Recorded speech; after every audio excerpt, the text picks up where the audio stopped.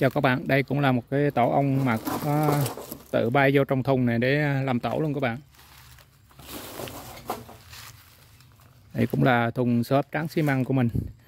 Đây cũng là cái thùng thứ hai mình quay chia sẻ đến các bạn về đàn ong nó tự bay vào thùng để làm tổ.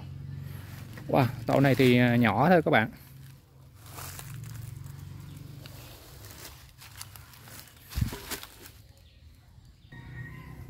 Đây mình cho nó một ít khối nữa.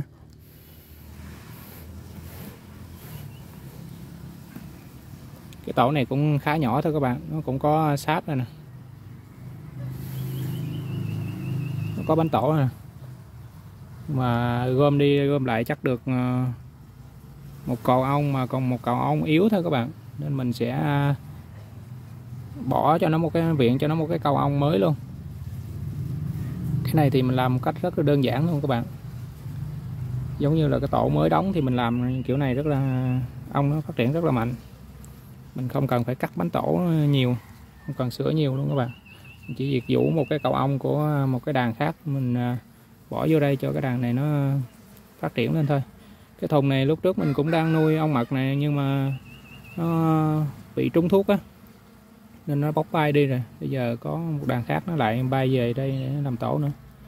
Thì mình nuôi những cái thùng xốp trắng xi măng như vậy, nó giống với cái điều kiện tự nhiên bên ngoài của nó, với lại cái nguồn mật á, nó có nên nó tự bay về làm tổ luôn. Này mình dời ra cách rớt bánh tổ luôn rồi các bạn, xếp bánh tổ luôn rồi. Có thể nó bị dập ong chúa không chừng, để mình xem lại xem. Bánh tổ nó xây tự nhiên này thì nó rất là giòn các bạn, mình đụng vô nó rất là dễ gãy. Để mình dời ra ngoài rồi mình vũ một cái cầu ong khác đem vô thôi.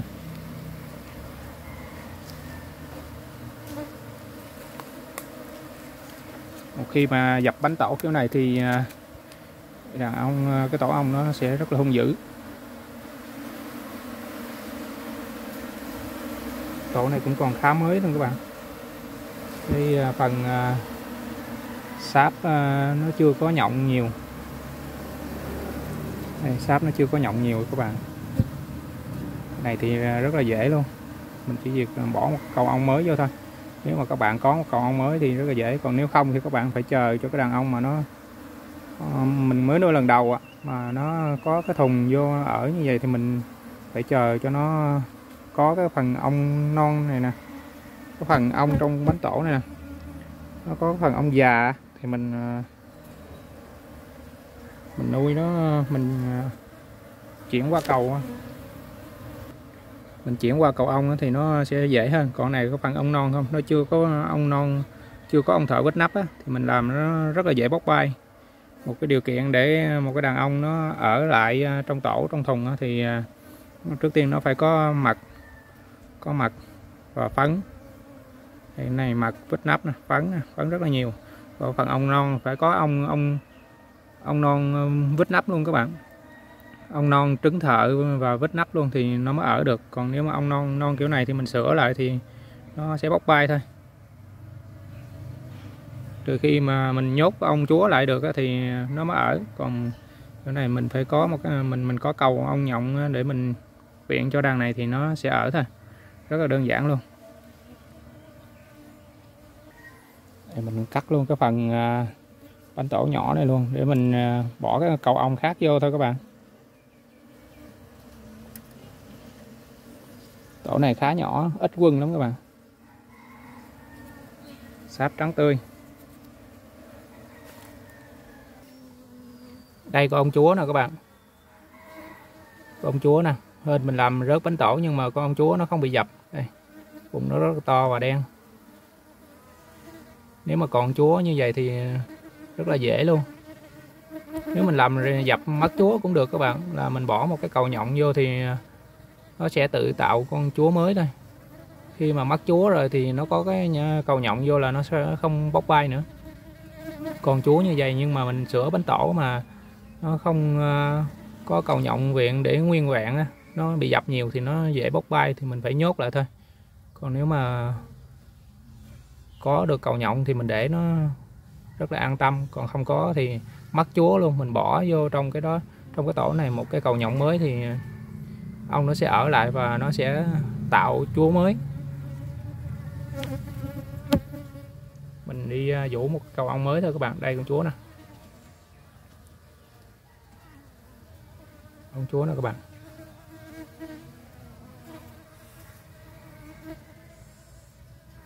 Đây mình vũ một cầu ong nó mới, mình sẽ bỏ vô trong thùng này thôi. Thùng này rất là đơn giản, không có mất nhiều thời gian giống như thùng trước các bạn. Đây cũng là một cái thùng ong mình nuôi trong thùng xốp luôn. Này thì lúc trước nó trúng thuốc nhiều quá nên nó chỉ còn có 2 cầu ong thôi.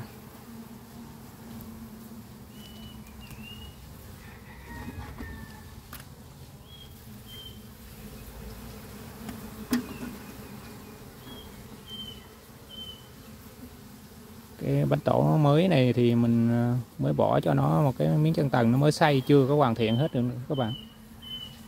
Nó mới vừa đắp sáp xong. Đây.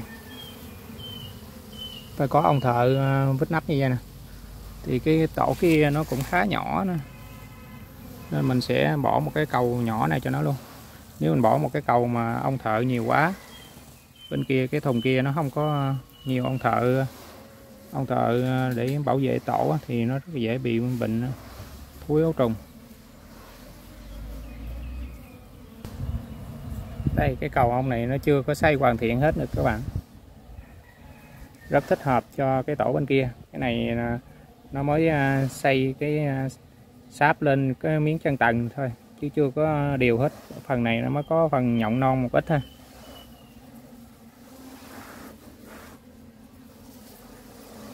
Đây, phần dưới này nó có nhộng non một ít thôi, rất thích hợp để mình viện cho cái tổ bên kia. Nếu mà cái tổ mà mình cho nguyên một cái cầu ong đầy ong hết trong này thì cái đàn kia nó yếu quá, nó không có bảo vệ hết được cái khung cầu này, rất là dễ bị bệnh các bạn, bệnh thúi ấu trùng ở đàn ong.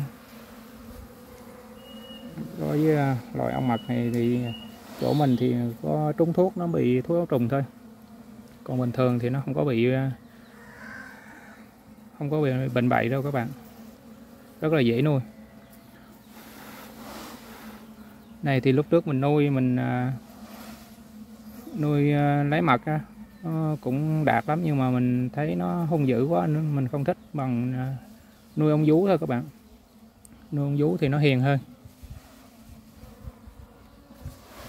Tổ này nó xây chưa xong hết nữa nè, mình vũ cái cầu ong này ra phải cẩn thận thôi các bạn, để nhiều khi nó cũng sức bánh tổ luôn mà.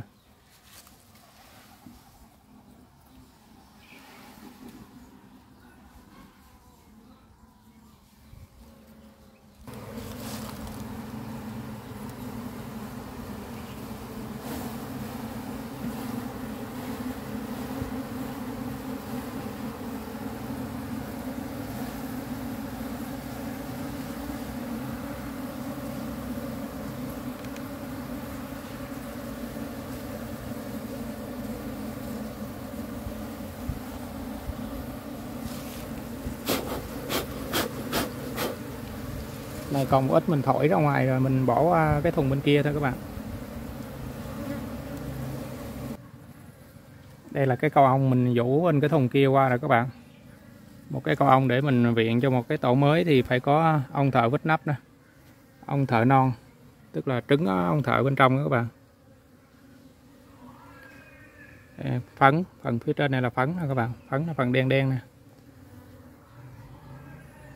Đây này phấn và mặt nè.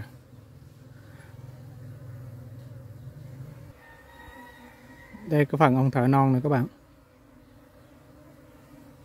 ong thợ non nè, ong thợ vít nắp nè.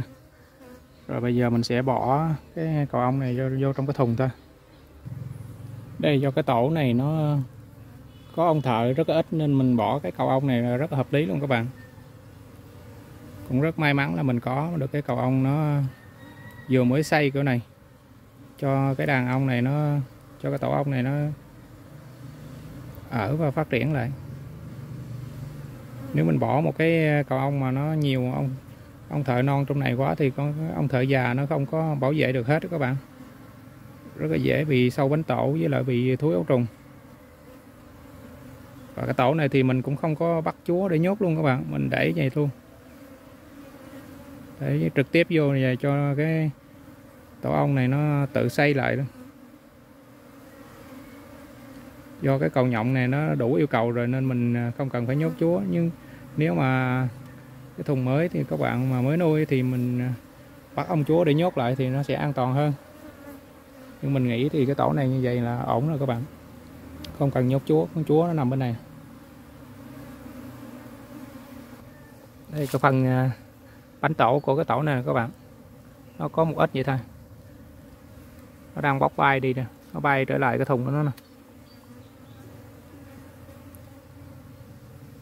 Do con chúa nó ở trong cái thùng nên nó sẽ bay tìm về cái hơi của con chúa trong thùng các bạn. Mấy con thợ nó bay đi hết rồi, bây giờ mình sẽ lấy cái phần xác tổ này mình cắt đi thôi các bạn. Mình lấy cái bao này để mình đậy trở lại để cho nó có cái hơi của con ong á, cái hơi tổ cũ của nó các bạn. Ong nó sẽ ở, nó dễ ở hơn.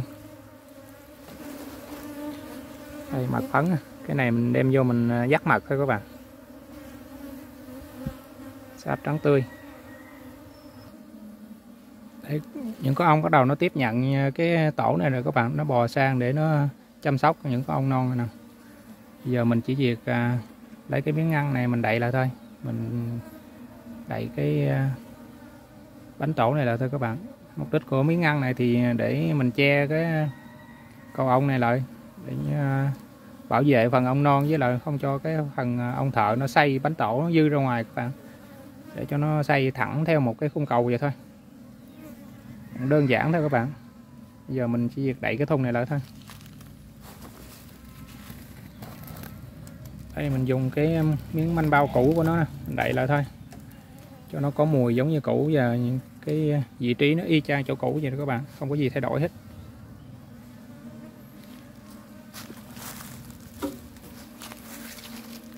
Rồi bây giờ mình chỉ việc đậy lại thôi và chờ cho đàn ong mình nó tự phát triển thôi các bạn.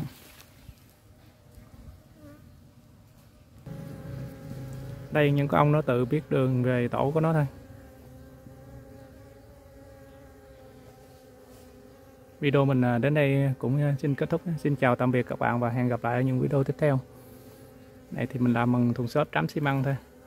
Thì có dịp mình sẽ quay chia sẻ đến các bạn về cách làm thùng xốp trắng xi măng như vậy.